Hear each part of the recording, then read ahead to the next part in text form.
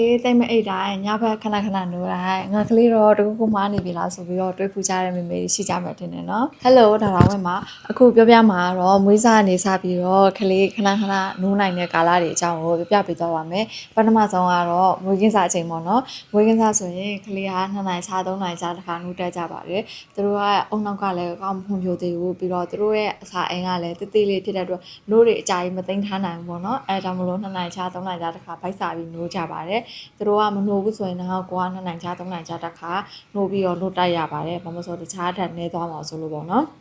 မွေးစားပြီးသွားပြီဆိုရင်4လလောက်ဆိုရင်လည်းသူတို့အိပ်စက်မှုပြောင်းလဲတယ်ပေါ့နော်4 month sleep deprivation လို့ခေါ်တဲ့အိပ်စက်မှုပြောင်းလဲတဲ့ကာလတွေမှာဆိုရင်သူတို့ကခဏခဏနိုးတာခြိကြတာတိတ်ရခတ်တာတွေဖြစ်တတ်ပါတယ်နောက်ပြီးတော့ရုတ်တရက်ကြီးထွားတဲ့အချိန်ပေါ့နော်3ပတ်6ပတ်3လ6လ9လအဲ့ဒီအရွယ်တွေမှာသူတို့ကရုတ်တရက်ကြီးထွားတဲ့အတွက်ပို့ပြီးတော့ဖိုက်စားတယ်ပေါ့နော်ဖိုက်စားကယ်လိုရီပို့ပြီးလိုတယ်ပို့ပြီးတော့ဖိုက်စားတဲ့အတွက်ညဘက်ဆိုရင်ပို့နိုးရတယ်ပေါ့နော်အဲကြောင့်မို့ဒီချိန်မှာဆိုရင်သူတို့ကို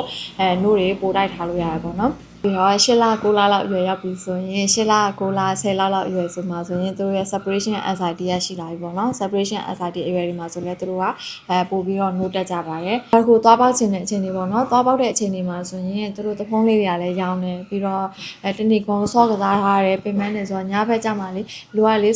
အာယုံပြောင်းနေတော့နေ့ဘက်မှာအာယုံပြောင်းနေတော့သဖုံးတွေပါနာမှမသိတာပေါ့နော်ညဘက်တော့အိတ်တဲ့ချိန်ကြမှာ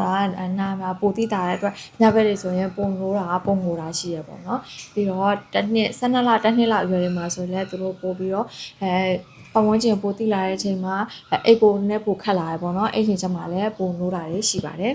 ခုနကပြောပြလာတွေကကလေးနေမကောင်းတာမဟုတ်ရင်ပုံမှန်တိုင်းနိုးနိုင်တဲ့ကာလတွေဖြစ်တယ်တချို့အကြောင်းအရာလေးတွေကိုလည်းကျွန်မဗီဒီယိုလေးတင်ထားဖို့ပဲဒီထဲမှာကြည့်လိုက်နော်အဲ့ဒါဆိုရင်အဲ့ဒီထဲမှာကျွန်မဒီကာလတွေရှိမှဆိုရင်ဒီလိုဖြစ်တယ်ဆိုရင်ကိုကဘယ်လိုမျိုးလုပ်လို့ရလဲပေါ့နော်ပေါ့ပါဘယ်လိုကြောဖြတ်လို့ရလဲဆိုတာလေးကိုအဲ့မှာ sharing လုပ်ထားပေးပါတယ်အဲ့ဒီမှာဝင်ကြည့်လို့ရတယ်နော်